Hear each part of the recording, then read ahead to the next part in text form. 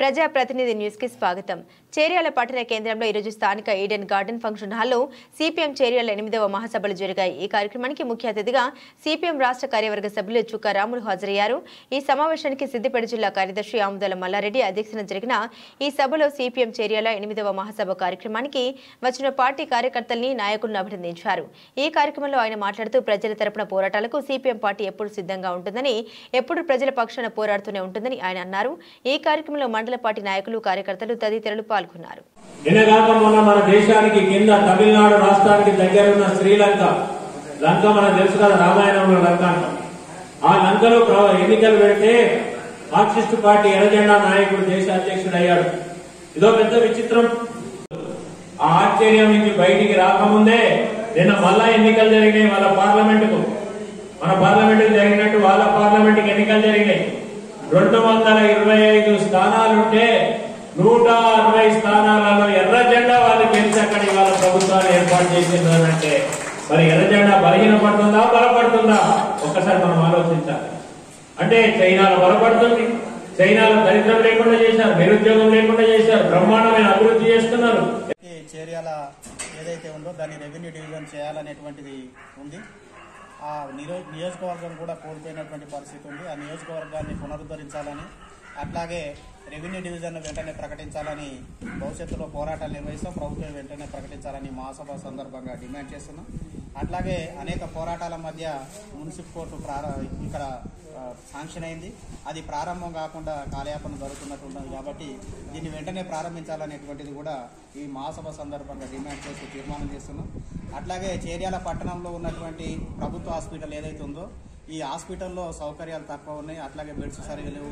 అట్లాగే ఏదైతే డాక్టర్స్ సిబ్బంది కూడా లేనటువంటి, మందులు కూడా అందుబాటులో లేనటువంటి పరిస్థితి ఉంది. ఇవన్నీ కూడా పూర్తి స్థాయిలో ఫిలప్ చేసి వెంటనే ప్రజలకు అందుబాటులోకి తీసుకొచ్చి సేవలు అందించాలనేటువంటిది ఈ మహాసభలో తీర్మానం చేయబోతున్నాం.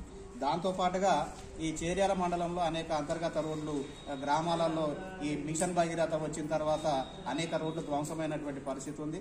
అంతర్గత రోడ్లు చాలా అధ్వానంగా ఉన్నాయి. వెంటనే వాటిని సీసీ రోడ్లుగా కొత్త రోడ్లు శాంక్షన్ చేసి వేయాలనేటువంటి దాని మీద కూడా భవిష్యత్తులో పోరాటం చేసేదానికోసం తీర్మానాలు చేస్తున్నాం. దాంతోపాటుగా ఈ ఏదైతే చేర్యాల మత్తడి స్థలం ఉందో అది ఎన్నికలకు ముందే ఇక్కడ లోకల్గా ఉన్నటువంటి మున్సిపాలిటీకి అప్పగిస్తామని చెప్పేసి అన్నారు. ఆ ప్రక్రియ ఇంతవరకు కూడా కొనసాగుతలేదు. దీని మీద న్యాయ పోరాటం కూడా జరుగుతూ ఉన్నది. వెంటనే ఆ స్థలాన్ని ప్రభుత్వానికి హ్యాండ్ ఓవర్ చేయాలని చెప్పేసి మహాసభలో తీర్మానం చేస్తూ డిమాండ్ చేస్తూ ఉన్నాం. అట్లాగే చేర్యాల పట్టణంలో ఈ మాజీ ఎమ్మెల్యేగా ఉన్నటువంటి కొమ్మూరు ప్రతాప్ రెడ్డి కూడా 7 ఎకరాల భూదాన్ భూమిని ఆక్రమించినట్టుగా మనకు ఈ మధ్యకాలంలో వార్తలు ఇవన్నీ కూడా ఉన్నాయి. అది వెంటనే ప్రభుత్వం స్వాధీనం చేసుకుని పేద ప్రజలకు ఇళ్ల స్థలాల కోసం ఇవ్వాలనేటువంటిది మేము ఈ మహాసభలో తీర్మానం చేసి డిమాండ్ చేస్తాను. దాంతోపాటుగా ఈ మండలంలో అనేక గ్రామాల లోపల ఇళ్ల స్థలాలు లేనటువంటి వాళ్ళు, రేషన్ కార్డు లేనటువంటి వాళ్ళు, పెన్షన్స్ లేనటువంటి వాళ్ళు చాలా మంది ఉన్నటువంటిది ఉంది. ఆ ప్రభుత్వం కూడా హామీ ఇచ్చింది కాబట్టి వెంటనే ఈ ఇళ్ల స్థలాలు, పెన్షన్లు, అట్లాగే ప్రభుత్వం ఇచ్చినటువంటి ఏదైతే 6 పథకాలు ఉన్నాయో వాటితో పాటుగా అనేక సమస్యలతోటి బాధపడుతున్నటువంటి వాళ్ళకి ఈ సమస్యలన్నీ వెంటనే పరిష్కారం చేయాలి, ఇచ్చిన హామీలు అమలు చేయాలని చెప్పేసి డిమాండ్ చేస్తున్నాం. అదే సందర్భంలో ఈ చేర్యాల మండలంలో ఉన్నటువంటి యువతకి ఉపాధి లేనటువంటి పరిస్థితి ఉంది. వాళ్ళకి ఉపాధి శిక్షణా కేంద్రాలు ఏర్పాటు చేసి స్థానికంగా ఉపాధి కల్పించే విధంగా, పారిశ్రామికంగా కూడా ఈ ప్రాంతాన్ని అభివృద్ధి చేసే విధంగా ప్రభుత్వం చర్యలు తీసుకోవాలి. అట్లాగే అన్ని రకాల సమస్యలు, స్థానికంగా ఉన్నటువంటి సమస్యల మీద ఈ మహాసభలో తీర్మానం చేసి రానున్నటువంటి రోజుల్లో బలమైనటువంటి పోరాటాలు ఈ మహాసభ సందర్భంగా చేస్తామని చెప్పేసి తీర్మానాలు చేస్తున్నాం. కాబట్టి మీరు అందరూ కూడా ఈ ఏదైతే ఈ ప్రెస్ మీట్కి వచ్చి మీరందరూ హాజరై ఇదంతా కూడా కొంత ప్రచారానికి మీరందరూ సహకరించడానికి వచ్చారు. మీ అందరికీ కూడా పేరు పేరున ధన్యవాదాలు తెలియజేస్తూ ఈ ప్రెస్ మీట్ని ఇంతటితో ముగిస్తుంది. నా పేరు చుక్కరాములు, సిపిఐఎం పార్టీ తెలంగాణ రాష్ట్ర కార్యదర్శి వర్గ సభ్యులు. దేశవ్యాప్తంగా సిపిఎం పార్టీ శాఖ స్థాయి నుండి మండలము, రాష్ట్రం వరకు మహాసభలు జరుగుతూ ఉన్నాయి. సిపిఎం పార్టీ యొక్క ఆల్ ఇండియా మహాసభ వచ్చే సంవత్సరం 2025 ఏప్రిల్ మొదటి వారంలో తమిళనాడు రాష్ట్రం మదురైలో జరగబోతా ఉన్నాయి. ఈ ఆల్ ఇండియా మహాసభ కంటే ముందు మా నిబంధనావళి ప్రకారంగా అన్ని స్థాయిల్లో మహాసభలు జరిపి మేము పై కమిటీ మహాసభకు ప్రతినిధులను ఎన్నుకోవడం, అట్లాగే ఎక్కడికక్కడ మండల కమిటీలు, జిల్లా కమిటీలకు కొత్త నాయకత్వాన్ని ప్రజాస్వామ్య పద్ధతిలో ఎన్నుకోవడం అనేటువంటిది సిపిఎం పార్టీ నిబంధనావళి సంబంధించిన అంశము. దాన్ని మేము పూర్తి చేయబోతున్నాం. ఈ సందర్భంగానే ప్రజలు ఎదుర్కొంటున్నటువంటి అనేక సమస్యల్ని కూడా ఈ మహాసభలలో మేము చర్చిస్తున్నాం. ముఖ్యంగా దేశానికి సంబంధించి నరేంద్ర మోడీ ప్రభుత్వం అధికారంలోకి వచ్చిన తర్వాత, తిరిగి మూడోసారి అధికారంలోకి వచ్చిన తర్వాత పాత విధానాల కొనసాగింపే జరుగుతూ ఉంది. దీనివల్ల ప్రజల మీద భారాలు పెరుగుతున్నాయి. ముఖ్యంగా ద్రవ్యోల్బణము చాలా పెద్ద ఎత్తున పెరుగుతూ ఉంది. ధరల పెరుగుదల అనేటువంటిది సాధారణమైనటువంటి ప్రజల్ని చాలా ఇబ్బందులకు గురి చేస్తున్నటువంటి పరిస్థితి ఉంది. రిజర్వ్ బ్యాంకు నిర్ణయించుకున్నటువంటి 4% ద్రవ్యోల్బణం అనేటువంటిది ఈరోజు అక్కడ ఆగే పరిస్థితి కనబడతలేదు. అది 6%, 7% కూడా పెరిగినటువంటి పరిస్థితి ఉంది. అనేక వస్తువుల ధరలు, ముఖ్యంగా పేదలు, మధ్యతరగతి ప్రజలు వాడేటువంటి నిత్యావసరాలు మొదలుకొని అనేక వస్తువుల ధరలు కూడా ఈ కాలంలో విపరీతంగా పెరిగినాయి. ఈ మధ్యనే ఒక సర్వే ప్రకారం మన భారతదేశంలో ధనికుల నుంచి పేదల వరకు అందరూ వాడేటువంటి 3 రకాల కూరల యొక్క ధరల్ని విశ్లేషణ చేశారు. ఉదాహరణకు టమాటో ధర చూస్తే ఈ 9 నెలల కాలంలో 42% పెరిగినట్టుగా చెప్పారు. అట్లాగే ఇవాళ ఉల్లిపాయల ధరలు, ఉల్లిగడ్డల ధరలు కనుక చూస్తే 62% పెరిగినాయి. బంగాళాదుంపల యొక్క ధరలు 67.7% పెరిగినాయి. అందుకని ఈ 3 వస్తువులు ధరల్ని కనుక గమనిస్తే పరిస్థితి ఏ రకంగా ఉంది అనేటువంటిది ఇవాళ మనకు అర్థమవుతా ఉంది. అందుకని ఈ ప్రభుత్వం ఒకవైపు ఎఫ్సిఐ గోడౌన్లలో పూర్తిగా ధాన్యం నిండుకొని ఉంది. ఇవాళ పందికొక్కులు ఆ ధాన్యాన్ని తినే పరిస్థితి తప్ప పేదలకు ఇచ్చేటువంటి పరిస్థితి మాత్రం కనబడతలేదు.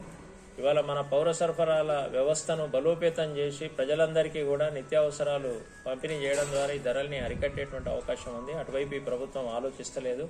రెండోది, అనేక సరుకులు ఈరోజు బ్లాక్ మార్కెట్కు తరలిపోవడం వల్ల ఈ నిత్యావసరాల కొరత సృష్టించి ధరలు పెరుగుతూ ఉన్నాయి. దీని మీద కూడా ప్రభుత్వం తగిన చర్యలు తీసుకోవడానికి ముందుకు రాకపోవడం శోచనీయం. అందుకని ప్రభుత్వాన్ని మేము డిమాండ్ చేస్తున్నాం, ఈ ధరల పెరుగుదలను తక్షణం అరికట్టాలని. ఇక రెండో ముఖ్యమైన సమస్య నిరుద్యోగము. ఈ కాలంలో బాగా దేశంలో పెరుగుతూ ఉంది. నిరుద్యోగాన్ని పరిష్కారం చేయడానికి ప్రభుత్వం నిర్మాణాత్మకమైనటువంటి చర్యలు తీసుకోవట్లేదు. గౌరవప్రదమైనటువంటి ఉద్యోగాలు కల్పించాలి అనేటువంటి వైపు ఈ ప్రభుత్వం ఆలోచిస్తలేదు. అందుకని ఏదో ఒక ఉపశమనం లాగా మాట్లాడుతూ ఉన్నారు. ఈ మధ్య కాలంలోనే అప్రెంటిస్షిప్ విధానాన్ని ముందుకు తీసుకొచ్చారు. ఇవాళ కంపెనీలు, సంస్థలు నిరుద్యోగులను ఇంటర్న్షిప్ పేరు మీద, అప్రెంటిస్షిప్ పేరు మీద రిక్రూట్ చేసుకుంటే వాళ్ళకు ప్రభుత్వం 4,500 వరకు ఆర్థికంగా సంస్థలకు సహాయం చేస్తుందంట. ఆ సంస్థలు దానికి ఏమైనా అదనంగా డబ్బులు ఇచ్చి నిరుద్యోగులను రిక్రూట్ చేసుకోవచ్చు. వీళ్ళ కాల పరిమితి 1 సంవత్సరం. మరి ఆ తర్వాత పరిస్థితి ఏమిటి అంటే, ఇప్పుడు సంస్థలకు ఒక వెసులుబాటు దొరుకుతుంది. పెద్ద ఎత్తున కూడా ఈ నిరుద్యోగులను రిక్రూట్ చేసుకొని వాళ్ళ శ్రమ దోపిడీ చేసుకోవడానికి ఒక అవకాశం ప్రభుత్వమే అధికారయుతంగా కల్పించడం అనేటువంటిది చాలా శోచనీయం. ఇవాళ అనేక బ్యాంకులు లాంటి, ఉదాహరణ కెనరా బ్యాంకు 4,000, 5,000 మంది అప్రెంటిస్లను మేము రిక్రూట్ చేసుకుంటామని చెప్తున్నారంటే దీని తీవ్రత మనకు అర్థమవుతుంది. అందుకని ఇవాళ చదువుకున్నటువంటి యువతకు ఉపాధి కల్పించడానికి అవసరమైనటువంటి ఒక స్పష్టమైన విధానాన్ని ప్రభుత్వం ప్రకటించాలి, ముందుకు రావాలి. ఇప్పటికే అనేక లక్షల ఖాళీలు ఉన్నాయి కేంద్ర ప్రభుత్వ రంగంలో. అట్లాగే పబ్లిక్ సెక్టార్ నిర్వీర్యమవుతుంది, రైల్వేస్ నిర్వీర్యమవుతున్నాయి, అంతా ప్రైవేటీకరణ కొనసాగుతున్న పరిస్థితి ఉంది. అందుకనే ఈ నిరుద్యోగ సమస్యను పరిష్కారం చేయాలని చెప్పేసి వాళ్ళ మేము కేంద్ర ప్రభుత్వాన్ని డిమాండ్ చేస్తున్నాం. అట్లాగే రాష్ట్రంలో అధికారంలోకి వచ్చినటువంటి రేవంత్ రెడ్డి ప్రభుత్వం యొక్క ప్రజాపాలన అని చెప్పుకున్నారు. కానీ ఇప్పుడు ప్రజాపాలన ఎక్కడ జరుగుతున్నట్టుగా మనకేం కనిపిస్తలేదు. ఎందుకంటే ఈరోజే చూసాము, ఇక్కడ విద్యార్థి సంఘం నాయకుడిని అరెస్ట్ చేశారట. ఎస్ఎఫ్ఐ విద్యార్థి సంఘం నాయకుడిని అరెస్ట్ చేసి పోలీస్ స్టేషన్లో కూర్చోబెట్టారు. ఎందుకు కూర్చోబెట్టాలి? ఏమి దానికి కారణం లేదు. ఇంకో విద్యార్థి సంఘం ఏదో ఇవాళ ఆందోళనకు పిలిపించిందంట, అందుకని అన్ని విద్యార్థి సంఘాల నాయకులను అరెస్ట్ చేసి పోలీస్ స్టేషన్లో కూర్చోబెడుతున్నారు. ఇదేం ప్రజాస్వామ్యం? మరి గతంలో బీఆర్ఎస్ ప్రభుత్వం మీద పెద్ద ఎత్తున రేవంత్ రెడ్డి విమర్శలు చేశారు, కాంగ్రెస్ నాయకులు విమర్శలు చేశారు. వీళ్ళు పర్యటనలకు వచ్చినప్పుడు ప్రతిపక్షం వాళ్ళను అదుపులోకి తీసుకొని పోలీస్ స్టేషన్లలో పెడుతున్నారు. ఇదేం ప్రజాస్వామ్యం అని